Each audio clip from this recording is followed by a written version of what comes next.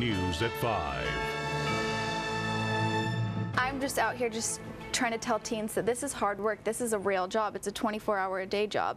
It's not like an accessory on your hip. It's hard work. She is a famous teen mom, now campaigning against teen pregnancy. Bristol Palin, the daughter of Alaska Governor Sarah Palin, appeared on the Today Show this morning with her son, Tripp, on her lap, and Bristol's dad, Todd Palin, by her side. Bristol Palin urged young people who were watching to consider safe sex. Lifestyle consultant Laura Barron joining me now with more on this subject. And Laura, we see this beautiful picture of Bristol with this gorgeous baby. I know. Is there a mixed message there with what teens are seeing, because she's saying this child is a blessing, which obviously it is, not a mistake. Yes. But what are we really saying to teens? Allison, it's a really fair point to raise, especially because the foundation she is representing, the Candies Foundation, is one that stresses they want to show the devastating effects of teen pregnancy.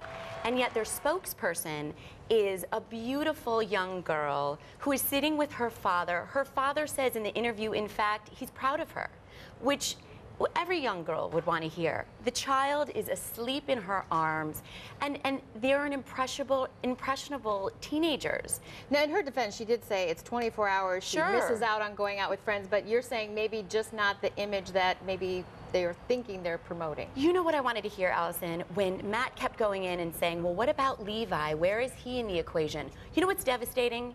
That the majority of men that are having sex as teenagers don't stay with their partners. How would that feel as a young girl? And we should explain, Levi is the father of the baby, Yes. and he's currently in a legal battle, I believe, to have more visitation with the child. Correct. And she did not want to discuss that at all this Correct. morning either. Correct. And yet, I think for young women, that would be something they could relate to. I think the fact that she's coming from a political family, things are brushed over a little bit. If we really want to explore what is the ramifications of teen pregnancy, let's talk about it. Let's get real with it. And let's talk too about abstinence, because Bristol Palin in one of her first interviews said obviously abstinence did not work. However, Correct. she is trying to promote safe sex. Yes, it is, and that too is a very confusing message. What would be wonderful is if she could come out and say, or maybe not she, maybe she isn't the right person to give everybody advice. Maybe she should just talk about her own life and how this is affecting her own life,